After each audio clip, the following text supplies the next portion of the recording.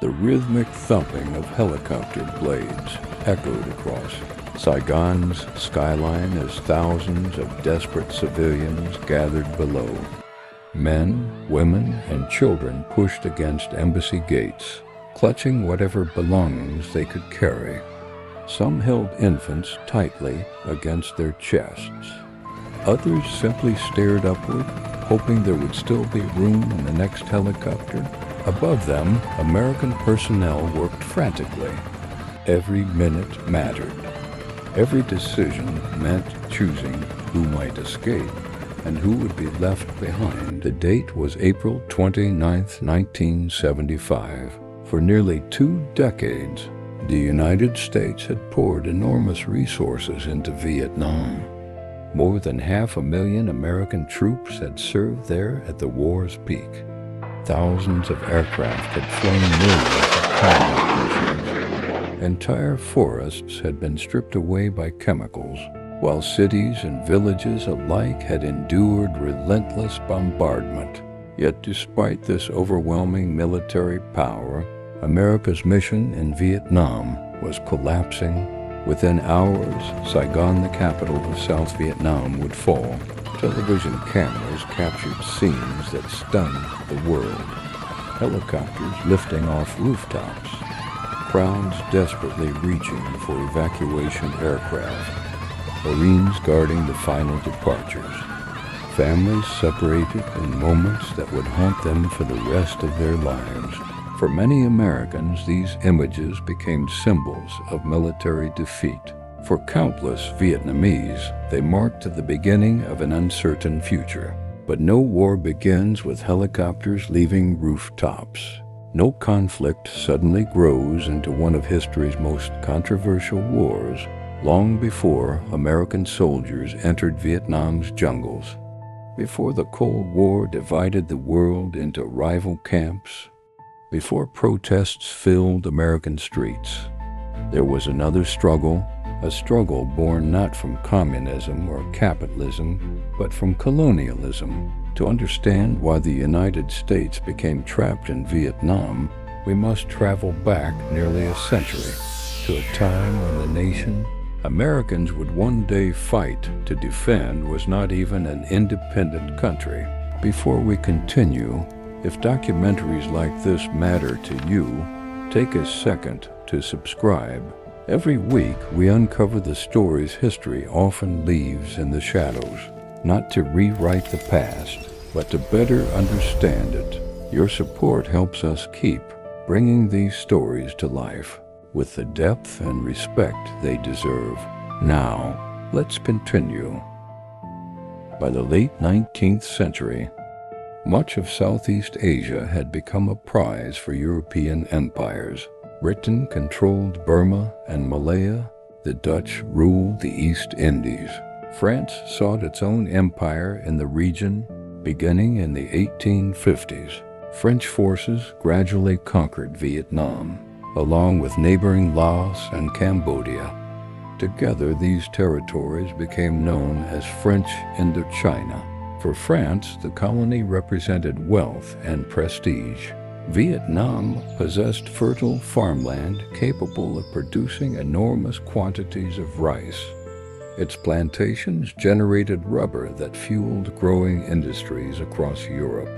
Coal mines, ports, and expanding railways strengthened French commercial interests throughout Asia.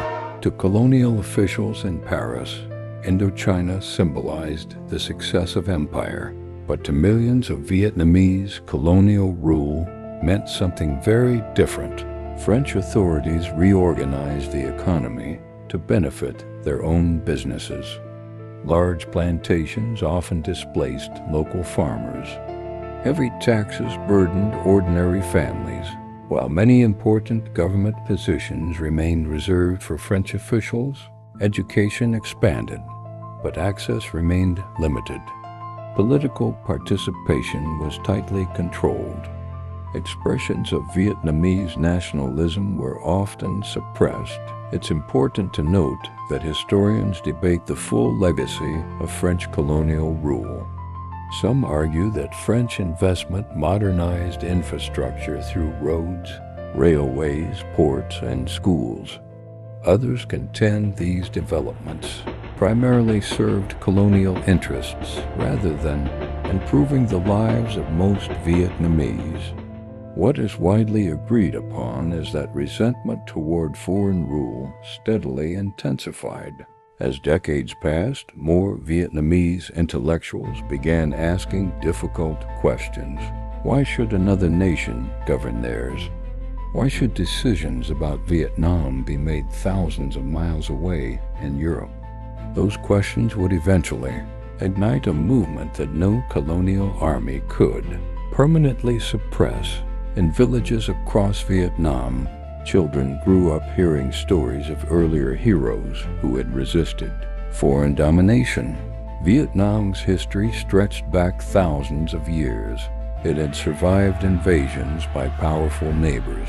Dynasties had risen and fallen. Empires had come and gone. National identity remained remarkably resilient.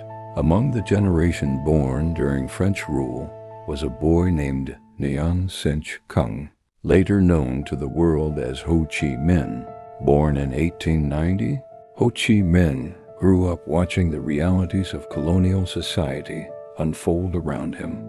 His father valued education and held strong nationalist views, influencing the young boy's understanding of justice and independence. As a young man, Ho traveled far beyond Vietnam. He worked aboard ships. He visited Africa. He spent time in the United States. He lived in Britain.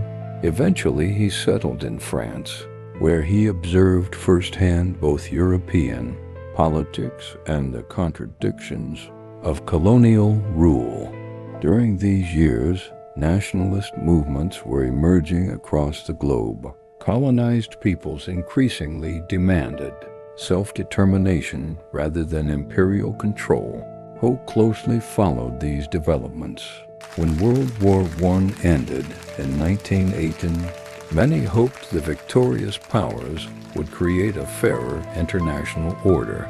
U.S. President Woodrow Wilson had spoken about the principle of national self-determination, the idea that people should have the right to determine their own political future.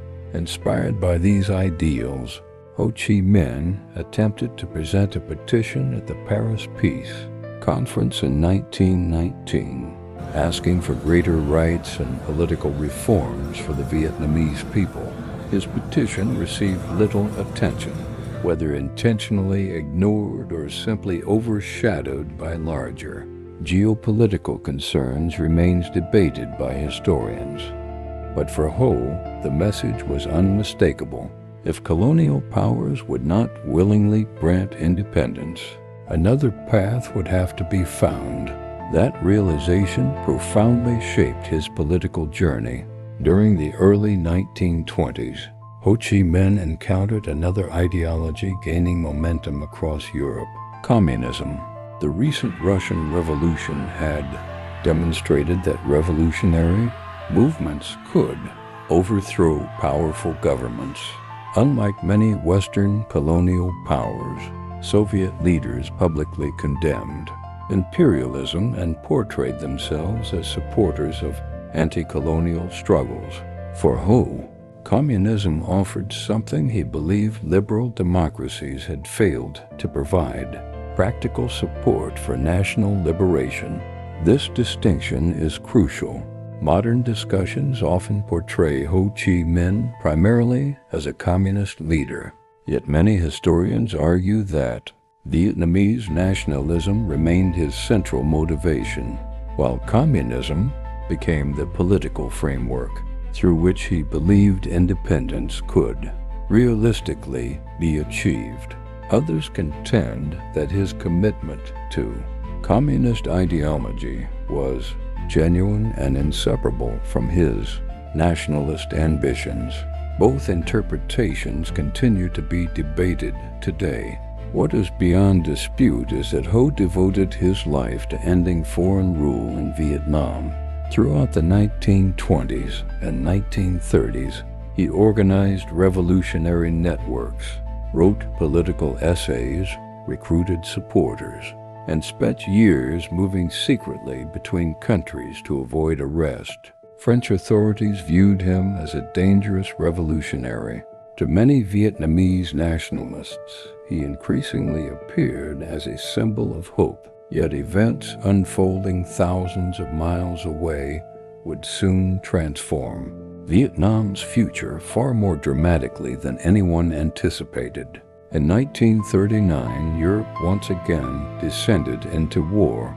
World War II quickly expanded into a truly global conflict. Germany advanced across Europe. Italy pursued imperial ambitions. Japan sought dominance throughout East Asia and the Pacific. Although France initially retained control over Indochina, everything changed in 1940. Germany defeated France with astonishing speed. The French government collapsed. A new administration, known as the Vichy regime, cooperated with Nazi Germany. Suddenly, French colonial officials in Vietnam found themselves governing on behalf of a government whose own homeland had been occupied. Japan recognized an opportunity. Seeking access to Southeast Asia's resources and strategic position, Japanese forces entered French Indochina. Rather than immediately removing French administrators, Japan allowed many of them to remain in place under Japanese supervision. For ordinary Vietnamese civilians, this created an unusual and often confusing situation. Two foreign powers now exercised influence over their country. Neither represented Vietnamese independence. As the war intensified, economic hardship worsened. Food shortages spread. Transportation systems became strained. Agricultural production suffered under wartime demands. Then came catastrophe. In 1944 and 1945, northern Vietnam experienced one of the deadliest famines in its history. Scholars continue to debate the precise causes and the exact death toll. Most agree that a combination of poor harvests, wartime disruption, Japanese policies, French administration, and transportation failures contributed to the disaster. The result was devastating. Hundreds of thousands, and by many estimates, more than 1 million people died from starvation and related disease. Entire communities were transformed by hunger. For many survivors, foreign rule became associated not only with lost political freedom, but with unimaginable human suffering. And in moments of national crisis, revolutionary movements often find their greatest opportunity. As famine swept across northern Vietnam, another force was quietly gathering strength. Deep within the country's forests and mountains, Ho Chi Minh saw an opportunity unlike any before. For decades, Vietnamese nationalists had resisted foreign rule, but they had remained divided, scattered, and often outmatched by colonial authorities. Now, the chaos of World War II had weakened both France and Japan. For the first time in generations, independence seemed possible. In May 1941, Ho Chi French authority effectively collapsed, but Japan's own position continued to deteriorate. In August 1945, everything changed. The United States dropped atomic bombs on Hiroshima and Nagasaki. Days later, Japan surrendered. Across Asia, territories occupied by Japan suddenly faced a political vacuum. Who would govern now? In Vietnam, Ho Chi Minh moved quickly. Before France could attempt to re-establish colonial rule, the Viet Minh launched what became known as the August Revolution. Government buildings were occupied. Local administrations changed hands. Large demonstrations filled city streets. In many regions, resistance was surprisingly limited. Within weeks, the Viet Minh controlled much of the country. On September 2, 1945, standing before a massive crowd in Hanoi's Ba Dien Square, Ho Chi Minh declared Vietnam an independent nation. He named it the Democratic Republic of Vietnam. Perhaps the most remarkable aspect of his speech was its opening. Rather than quoting Karl Marx or Vladimir Lenin, Ho began with words familiar to Americans. All men are created equal. He continued by referencing the United States Declaration of Independence. The choice was deliberate. Ho hoped the United States itself, born from a struggle against colonial rule, might recognize Vietnam's independence. To many observers today, this remains one of history's great ironies. A revolutionary leader who would later become America's enemy initially appealed to America's founding ideals. Yet international politics rarely follow moral principles alone. Strategic interests often carry greater weight.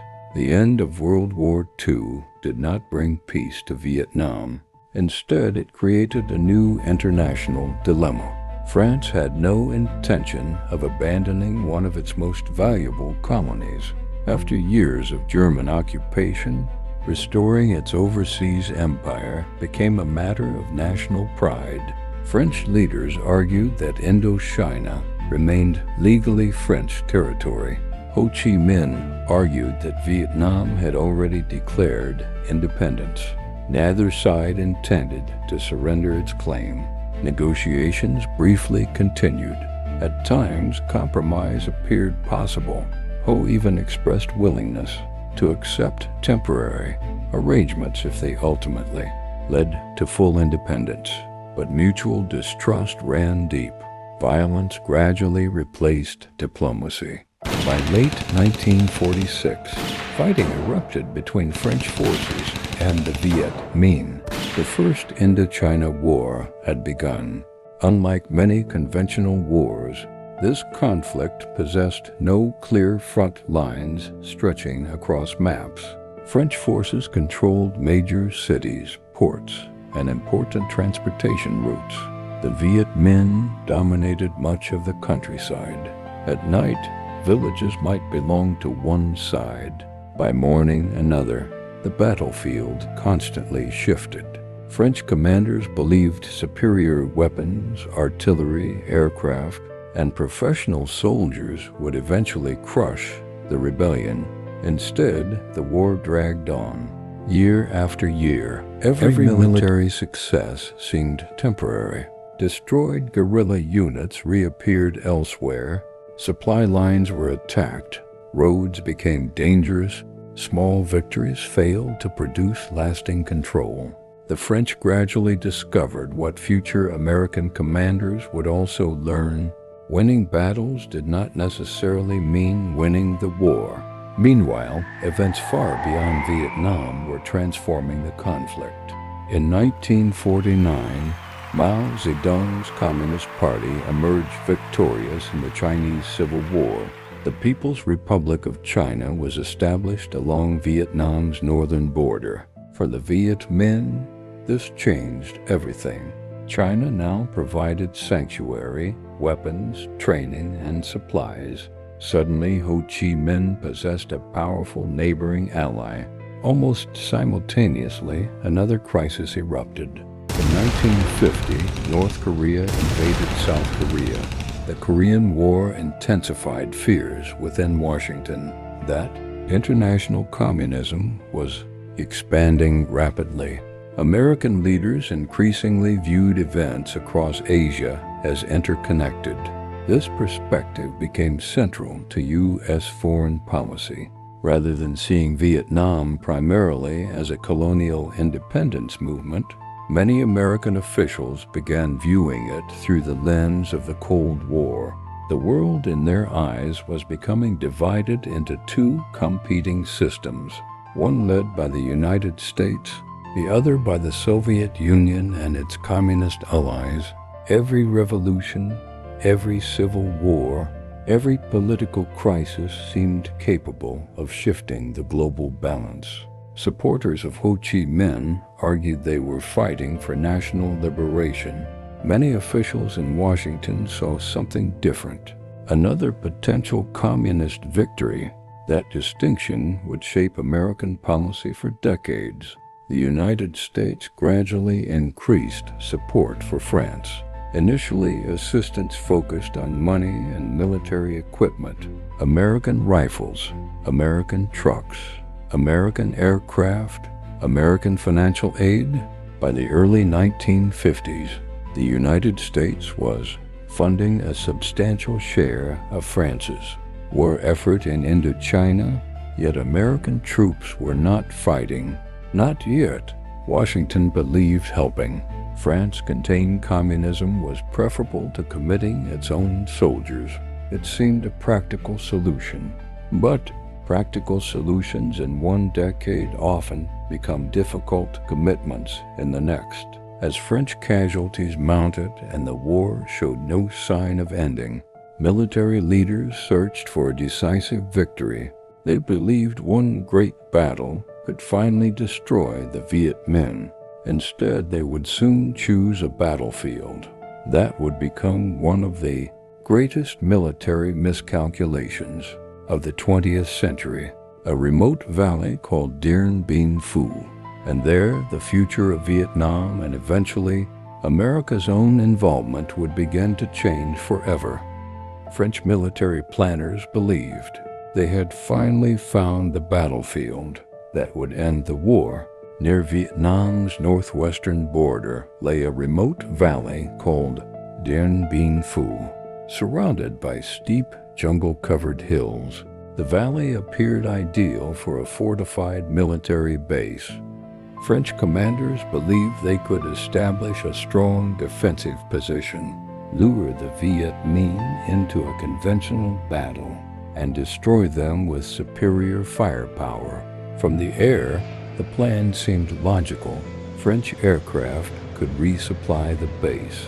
Heavy artillery would protect the garrison. If the Viet Minh attacked across open ground, they would suffer devastating losses. The strategy assumed one critical thing, that the Viet Minh could not move heavy weapons through mountains and dense jungle. It was a costly miscalculation. General Vien Nguyen Giap, commander of the Viet Minh forces, understood that defeating France required more than courage. It required patience, logistics, and the willingness to achieve what the enemy considered impossible.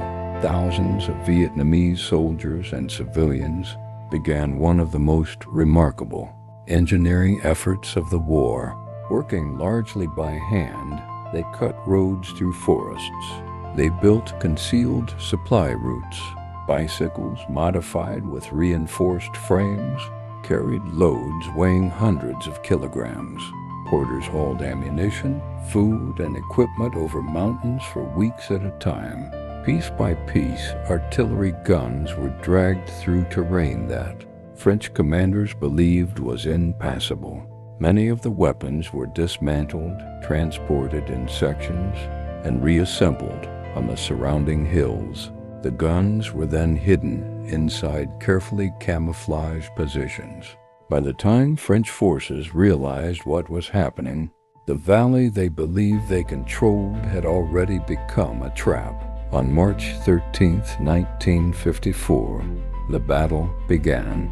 Without warning, artillery shells rained down on French positions from the surrounding hills. The bombardment shocked the defenders. They had expected to dominate the high ground. Instead, the high ground belonged to the Viet Minh. French aircraft struggled to land as runways came under constant fire. Supplies became increasingly difficult to deliver. Medical evacuations slowed. Each day the defenders grew weaker. Meanwhile, the Viet Minh steadily tightened their grip around the valley.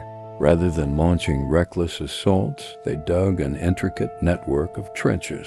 Day after day, the trenches crept closer to French positions. Like the slow movement of a tide, they advanced meter by meter. The siege became a battle of endurance. French troops fought fiercely. Many displayed extraordinary courage under relentless bombardment. The Viet Minh suffered enormous casualties of their own.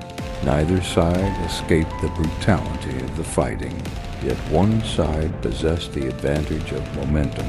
After nearly 2 months of continuous combat, the French position collapsed.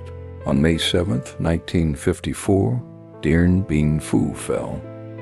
More than a military defeat, it was a political earthquake. For the first time in modern history, a major European colonial power had been decisively defeated by a nationalist movement in one of its colonies.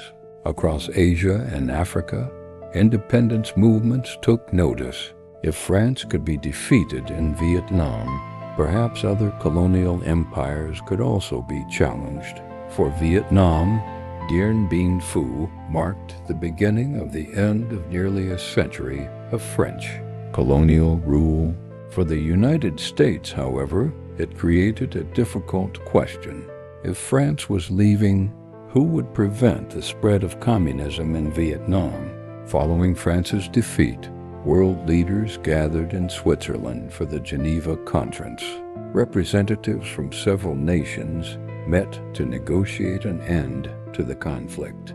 The resulting Geneva Accords, signed in July 1954, did not permanently divide Vietnam. Instead, they created what was intended to be a temporary military boundary. Along the 17th parallel, north of the line, Ho Chi Minh's Democratic Republic of Vietnam would administer the territory. South of the line, anti-communist authorities would govern until national elections could be organized.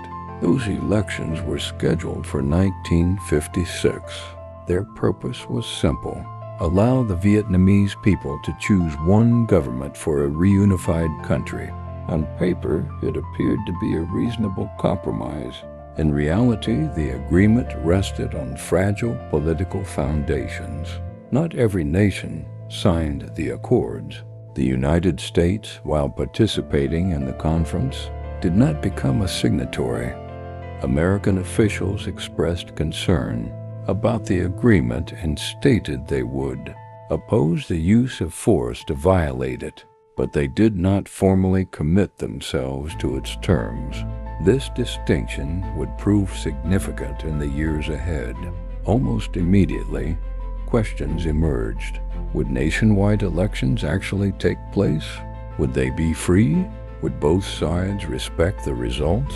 Historians continue to debate these issues. Some argue that Ho Chi Minh, because of his popularity after leading the struggle against France, was likely to win a nationwide vote. Others caution that accurately predicting the outcome is difficult, given the political climate, limited polling, and competing pressures within both North and South Vietnam. What is clear is that deep mistrust existed on all sides. Leaders in the South feared that elections conducted under communist influence would not be genuinely free.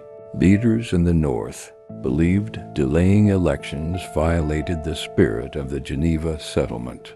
As disagreements intensified, the possibility of peaceful reunification began to fade. In the southern half of Vietnam, a new political figure was emerging.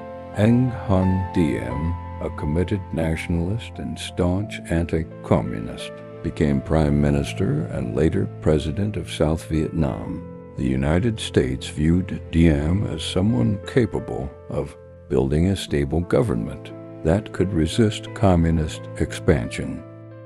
American economic aid flowed into South Vietnam. Military advisors began arriving. Government institutions received financial support. Washington hoped that a prosperous, independent South Vietnam would become a model capable of resisting communist influence. Yet governing South Vietnam proved extraordinarily difficult. the country remained politically divided. Corruption became a persistent criticism. Many rural communities felt disconnected from the central government.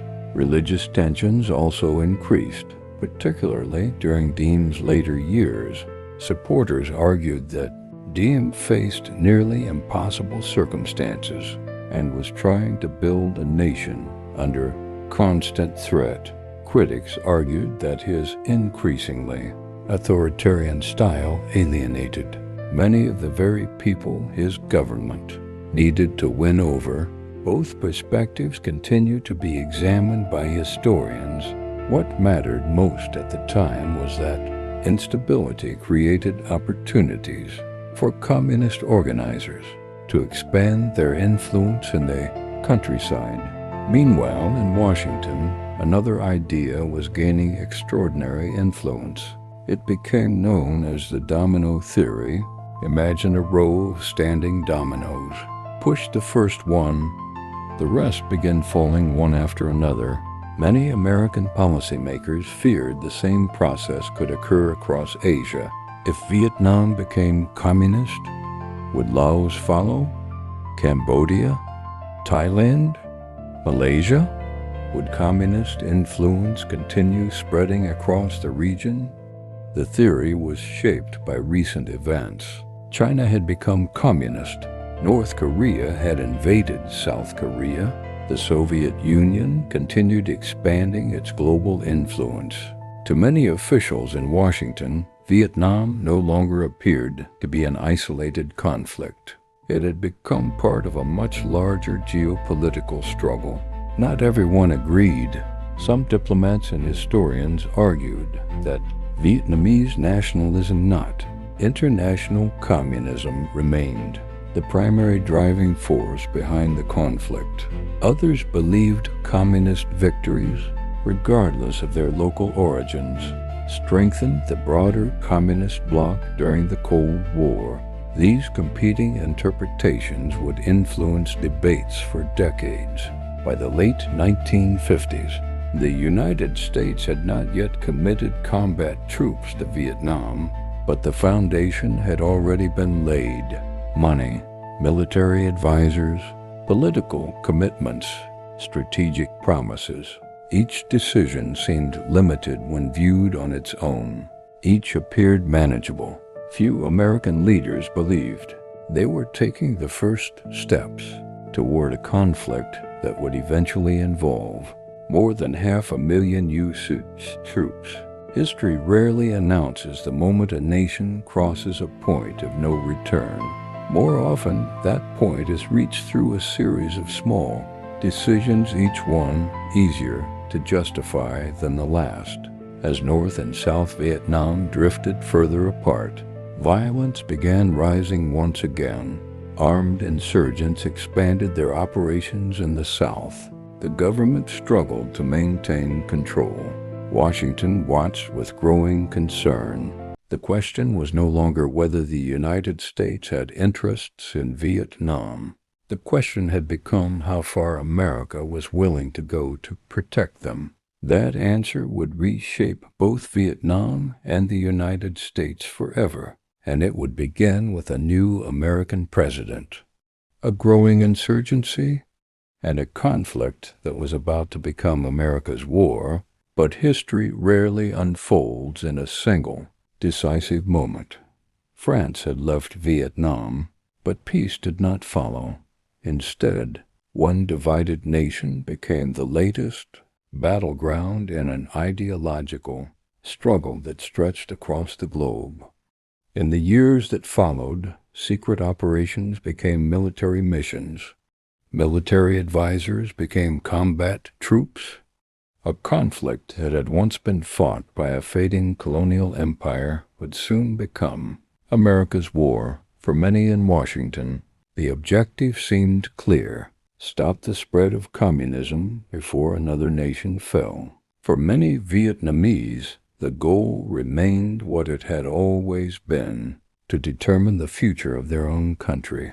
Those competing visions were now on a collision course. The jungles of Vietnam would soon witness one of the longest Bloodiest and most controversial wars of the 20th century, Conflict that would claim millions of lives, divide the American public, and reshape global politics for generations. In Part 2, we'll follow the United States as it moved from cautious involvement to full-scale war. We'll explore the Gulf of Tonkin Incident, the arrival of American combat troops, the rise of the Viet Cong, the Tet Offensive, and the dramatic Fall of Saigon, the event that brought us to the opening moments of this story, because the origins of the Vietnam War explain how it began, but the road that followed would change the world forever. The story was no longer only about Vietnam. It had become a test of American power, Vietnamese nationalism, and the limits of military intervention. The decisions made in Washington would soon be felt thousands of miles away in villages, cities, and jungles across Vietnam. What began as limited assistance was becoming something far larger. And once American combat troops entered the conflict, there would be no easy way back. The Vietnam War was about to enter its most consequential chapter.